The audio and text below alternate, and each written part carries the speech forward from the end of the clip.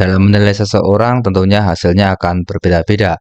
Kita ambil STY, ada yang beranggapan bahwa STY berhasil, namun ada juga yang beranggapan bahwa STY gagal. Tentunya mereka mempunyai sebuah kesimpulan dikarenakan ada parameter sendiri yang mereka yakini atau yang mereka percayai. Dalam hal ini saya akan membagi dua kelompok, di mana yang satu menganggap berhasil dan yang satu menganggap gagal.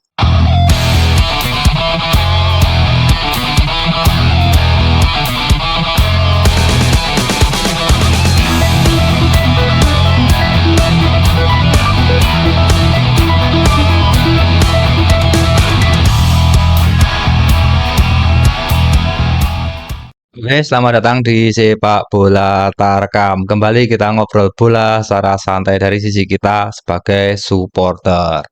Namun sebelumnya saya doakan kepada pemirsa semua agar selalu sehat dan banyak rezeki. Amin. Oke, sebelum berbicara lebih lanjut, sedikit saya ingin memberikan gambaran dari diri saya sendiri. Bahwa dulu saya pernah belajar musik di sebuah universitas, di mana dalam pelajaran musik tentunya akan banyak sekali subjektivitas, banyak sekali selera-selera, di mana ketika saya membuat tugas sebuah komposisi musik, menurut saya bagus, namun bisa jadi menurut teman saya atau menurut dosen jelek. Walaupun di situ ada teori-teori khusus yang memang harus baku ya, harus baku, harus ini, harus melakukan ini, itu. Namun di luar itu, ketika kita berbicara sebuah karya, tentunya di situ ada subjektivitas. Sebagai contoh, ketika saya membuat komposisi musik di bagian interlude, misalnya saya beri drum, gitu kan. Terus bagian ending saya beri suara piano, misalnya. Teman lain kan bisa saja tidak suka dengan hasil dari karya saya. Wah, ini kurang bagus, ini interlude, harusnya drumnya gini-gini, harusnya dihilangin gini-gini, pianonya harus gini-gini. Dan itu sering terjadi, hal-hal semacam itu. Dosen hanya mengecek masalah hal-hal yang baku, misalnya ada yang fals. Oh, ini akord minor, harusnya nggak boleh pakai nada ini. Misalnya hanya seperti itu. Dosen hanya mengecek masalah rumus-rumus baku yang ada di seni musik, di teori musik. Namun ketika membicarakan hasil karya, ya nggak bisa ngapa-ngapain ketika dosen bilang, drumnya kok kayak gini sih, kurang bagus. Nah, ketika mahasiswa atau saya menjawab, Pak, saya sukanya seperti ini, saya konsepnya seperti ini, karya saya ini konsepnya gini, dan macam-macam, ya dosen nggak bisa ngapa-ngapain. Nah, itulah yang dimaksud subjektivitas. Memang harus ada ukurannya, ukurannya di mana atau parameternya di mana. Nah, kalau di seni, di bagian seni, ini parameternya kan susah. Paling mentok hanya di pales apa enggaknya kan. Kemudian ketika kita berbicara masalah parameter, parameternya tentunya akan sangat berbeda-beda tiap orang. Misal si A dulu pertama kali masuk nggak bisa ngapa-ngapain.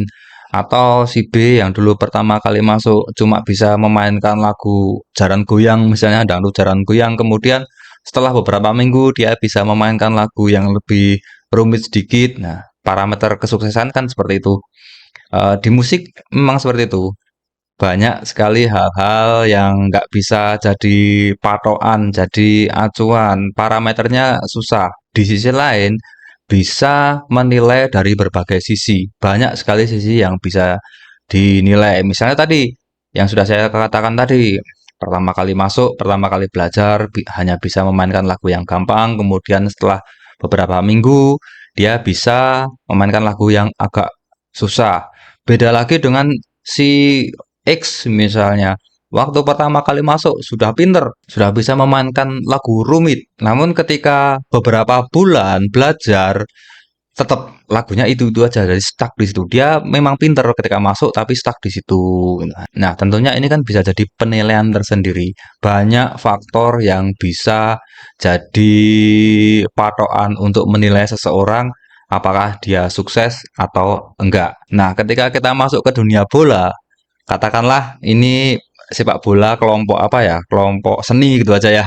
Saya saya ambil nama kelompok seni misalnya. Ketika mereka menilai sebuah tim atau pelatih, itu mereka akan banyak sekali parameternya. Misalnya ada si A ngomong, ini tim dulu mainnya jelek banget, selalu umpan-umpan lambung nggak jelas, asal buang saja. Sekarang sudah bisa umpan-umpan pendek, walaupun nggak menang, nggak masalah, tapi bisa melakukan kombinasi yang macam-macam gitu kan. Itu kan susah parameter kayak gitu. Dan dia kemudian menyimpulkan bahwa wah pelatih ini berhasil karena bisa merubah permainan yang dulunya jelek menjadi lebih baik. Namun kan orang lain juga belum tentu setuju karena baik atau jelek itu ukurannya apa? Nggak jelas di situ. Orang lain mengatakan jelek, tetap jelek karena wah karena ini itu. Saya sendiri juga pernah mengalami ketika saya menonton katakanlah tim ABC gitu ya. Nonton tim ABC, nah ini tim ABC kurung habis, nggak bisa nyerang, selalu digempur terus-terusan, bahkan untuk menyerang saja susah, ketika bola sampai depan, bisa membawa bola sampai ke depan, hilang lagi, dikurung lagi gitu kan. Namun ketika saya menonton YouTube, menonton ulasan-ulasan dari pundit senior, ternyata tim ABC ini bermain bagus. Lah kok bagus, wong diserang terus kok bisa dikatakan bagus. Oh, ternyata pundit senior ini melihat dari sisi cara bertahannya, cara menutup ruang ketika man to man juga pemain belakangnya bisa mengendalikan lawan, bisa merepotkan lawan, bisa merebut bola, kemudian baru umpan ke depan, markingnya menutup ruang dan macam-macam. Ternyata pundit senior ini melihat dari sisi cara bertahannya dan saya melihat dari sisi penyerangannya ya nggak nyambung saya karena saya melihat dari sisi penyerangannya sementara penyerangan jelek sekali walaupun memang kadang-kadang sering terjadi juga bahwa mayoritas penonton mengatakan tim ABC bagus karena bisa menyerang gini-gini, bisa mencetak gol gini-gini, bisa menguasai jalannya pertandingan dan lain-lain. Nah, dari sini kan kita bisa menyimpulkan bahwa kelompok seni ini nggak punya parameter khusus, nggak punya angka-angka, nggak punya alat ukur yang pasti. Mereka melihat dari sisi seninya, dari sisi prosesnya, di mana sebuah pertandingan misalnya tim ABC tadi bisa umpan-umpan bagus, bisa menggocek bola, kemudian ada pergerakan-pergerakan yang bagus. Striker dapat bola melakukan gocekan bagus, lepas dari back lawan, umpan, wah dan macam-macam. Wah ini asik ini ya, bisa menghibur. Atau melihat dari sisi lain, yaitu progres tadi, yang dulunya nggak bisa ngapa-ngapain, sekarang bisa menguasai bola. Walaupun nggak menang, belum tentu menang, tapi secara permainan dan macam-macam ada perbaikan yang menurut mereka lebih baik dari sebelumnya. Oke, tadi di awal saya sudah menceritakan bahwa saya dulunya pernah belajar musik di salah satu universitas. Kemudian baru-baru ini saya juga belajar teknik informatika di sebuah sekolah tinggi ya. Nah, di sini berbeda lagi, cara berpikirnya berbeda dari dulu. Yang dulu saya belajar masalah estetika, masalah seni yang susah untuk dinilai. Kemudian saya belajar teknik informatika. Teknik namanya teknik. Di situ saya kaget karena di situ banyak pakem-pakem yang harus diterapkan. Saya susah sekali di situ untuk membuat semacam improvisasi karena di situ ada rumus-rumus baku yang harus diterapkan. Nggak bisa dan susah sekali untuk berimprovisasi. Saya ingat waktu melakukan penelitian sebelum skripsi ya, itu ketika kita melakukan penelitian, dosen mengatakan bahwa kita harus mempunyai alat ukur sendiri ketika melakukan penelitian. Harus ada parameternya, di mana parameter itu adalah berupa angka, mungkin bisa penggaris, bisa berat, bisa apa lagi ya, waktu dan lain-lain. Tergantung kita mau meneliti apa. Jadi di situ harus ada parameter tersendiri, parameter khusus. Harus ada alat ukurnya. Misal ketika kita meneliti motor, misalnya mengembangkan sebuah motor ya, walaupun saya kemarin nggak belajar motor. Oke, misalnya gini, kita akan mengembangkan sebuah motor di mana motor tersebut harus bisa berjalan lebih baik lagi dari sebelumnya. Nah, lebih baik itu parameternya apa? Ukurannya apa? Misalnya jauhnya harus menempuh berapa kilometer? 100 kilometer misalnya. Terus ada lagi bensinnya harus 1 liter misalnya. Terus waktunya harus bisa ditempuh dalam 30 menit. Misalnya, ini misal ya. Nah, di situ kan ada angka-angka tertentu. Angka-angka di mana ketika motor tersebut tidak mencapai angka yang sudah ditentukan, maka penelitian dianggap gagal. Nah, sekarang kalau orang-orang ini kelompok apa? Kelompok teknik gitu ya. Saya anggap kelompok teknik. Kalau orang-orang ini berbicara bola, masuk ke dunia bola, maka mereka akan berpikiran bahwa sebuah kesuksesan itu harus ada alat ukurnya, parameternya apa. Ya, tadi kalau di teknik tadi kan angka-angka ya. Kalau di turnamen sepak bola kan alat ukurnya bisa piala. Misalnya tim ABC harus bisa menjuari AFF misalnya. Kalau tim yang Arab misalnya atau Uzbekistan, Jepang, Korea mungkin parameternya, ukurannya harus menjuarai Piala Asia. Kalau di Piala Dunia sekelas Arab mungkin lolos grup ya. Tiap grup tentunya punya angka sendiri, punya parameter sendiri yang harus diraih. Kalau misalnya Indonesia keberhasilannya mungkin di Piala AFF misalnya. Tentunya berbeda dengan tim Brunei. Brunei karena untuk masuk AFF aja harus lewat jalur playoff melawan Timor Leste. Mungkin Brunei tingkat kesuksesannya diukur dari kalau bisa lolos AFF atau di AFF bisa lolos grup. Dan beda lagi kalau kita bicara Argentina, Prancis, tentunya kesuksesan bagi mereka adalah Piala Dunia tentunya. Jadi bisa kita simpulkan kalau orang-orang kelompok teknik ini berbicara bola, mereka akan mempunyai alat ukur sendiri yang pakem, yang itu tidak boleh dilanggar. Bagaimanapun cara mainnya, entah itu indah, entah itu jelek, entah gimana, kalau tidak bisa melewati parameter yang sudah ditentukan, ya udah ganti pelatih. Besok ada pelatih baru, kita tentukan lagi parameternya harus bisa juara AFF. Kalau nggak juara, out. Besok ada lagi, harus ini dan macam-macam. Jadi mereka punya alat ukur sendiri, di mana alat ukur itu akan menentukan seorang pelatih atau tim sukses atau tidak. Oke, jadi menurut saya tadi ada dua kelompok supporter yang punya pendapat berbeda, tentunya punya pandangan yang berbeda.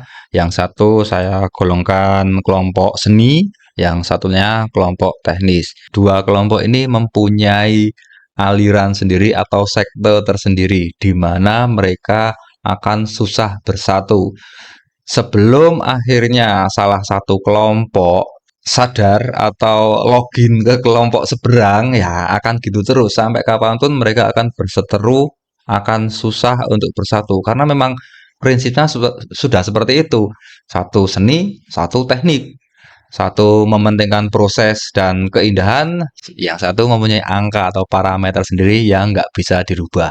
Terus bagaimana kalau ada dua kelompok semacam ini, dua sekte semacam ini? Untuk kemajuan sepak bola Indonesia, tentunya Anda punya pendapat sendiri-sendiri. Saya tidak akan mengatakan mana yang benar, mana yang salah. Saya menyerahkan ke pemirsa semua ingin mengikuti sekte yang mana. Nggak masalah, saya menghargai semuanya. Namun yang jelas, satu, ketika Anda suatu saat masuk ke jajaran PSSI atau menjadi pengurus PSSI untuk mengembangkan sepak bola, saya harap Anda satu gerbong PSSI itu kompak. Kompak satu sekte. Sekte apa? Sekte seni misalnya. Kompak satu sekte seni. Udah, mementingkan proses dan keindahan cara bermain dan macam-macam. Atau di sisi lain, Anda kompak satu gerbong PSSI mengambil sekte teknik misalnya, yang dimana ketika Anda mengontrak seorang pelatih itu harus ada angka-angka tertentu, target-target tertentu di mana itu nggak bisa dilanggar. Itu dilanggar langsung out, ganti pelatih lagi.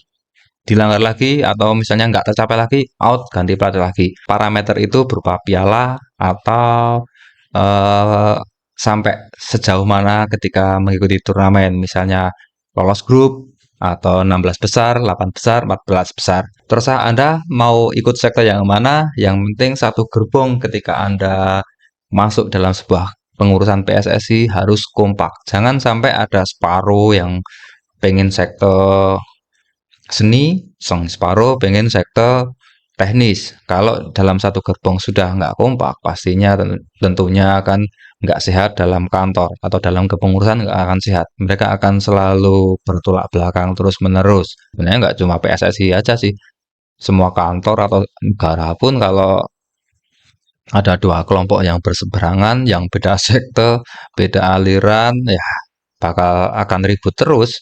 Satu pengen demokrasi, satu pengen apa itu akan repot terus kalau modelnya kayak gitu. Oke, sekian dulu video pendek dari saya. Sekali lagi, saya tidak akan mengatakan yang sekte seni itu benar, sekte teknis itu salah, atau sebaliknya sekte seni itu salah, sekte teknik itu benar. Terserah Anda mau mengambil sekte yang mana, yang penting harus saling menghargai. Dan satu lagi, ketika Anda ingin membuat alasan, yang penting alasannya itu masuk akal, jangan hanya menghujat tanpa alasan, ngomong nggak jelas, bicara ngalor ngidul, menjelek-jelekan. Berbeda pendapat itu biasa, yang penting kita bisa saling menghargai. Oke, maju terus sepak bola Indonesia, kompak terus supporter Indonesia. Mari kita majukan sepak bola Indonesia sesuai dengan kapasitas kita.